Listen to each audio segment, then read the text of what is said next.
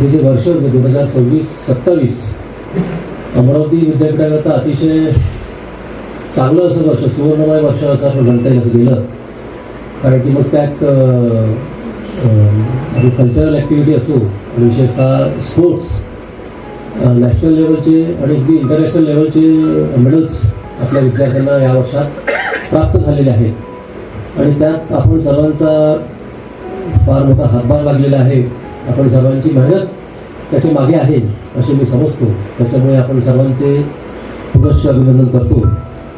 आजची ही जी कार्यशाळा आहे त्याच्यामागील जी एक उद्दिष्ट आहे, जी भूमिका आहे, ती मला वाटतं आपण सर्वांनी जाणून घेणं अत्यंत महत्त्वाचं आहे.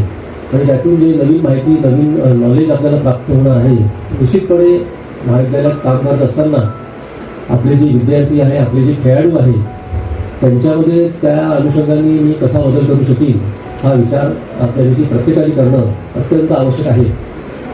आजचा जो काळ आहे हा ज्याला म्हणतात फ्लुइड सिच्युएशन ज्याला म्हणतात, तशी आज परिस्थिती निर्माण झालेली आहे.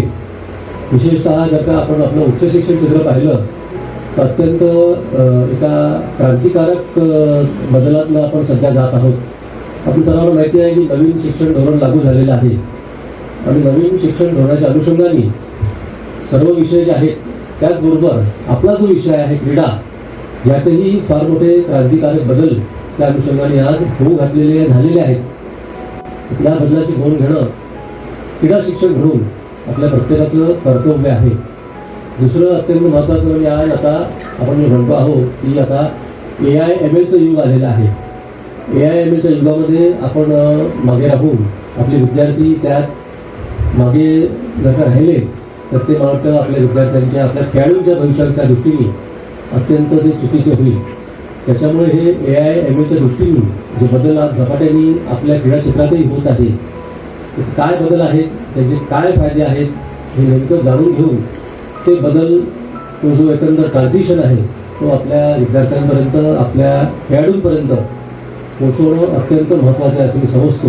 आज आपण शिक्षक म्हणून ज्या विद्यार्थ्यांना आपण आज मार्गदर्शन करतो, शिकवतो, ज्यांची आपण मेंटर आहोत, ती पिढी जी आहे तिला जेन झी म्हणून ओळखलं जातं. ही पिढी जी आहे ही साधारणतः इंटरनेट आणि मोबाईल यात जवळपास अत्यंत व्यस्त असलेली पिढी आहे. त्याच्यामुळे या पिढीला इंटरनेट आणि मोबाईलच्या विळख्यातून बाहेर काढून मैदानांपर्यंत पोहोचवणं हे अत्यंत महत्त्वाचं आव्हान किंवा मी म्हणेन अतिशय जिकिरीचं काम एक क्रीडा शिक्षक म्हणून आज आपल्या सर्वांसमोर उभं आहे.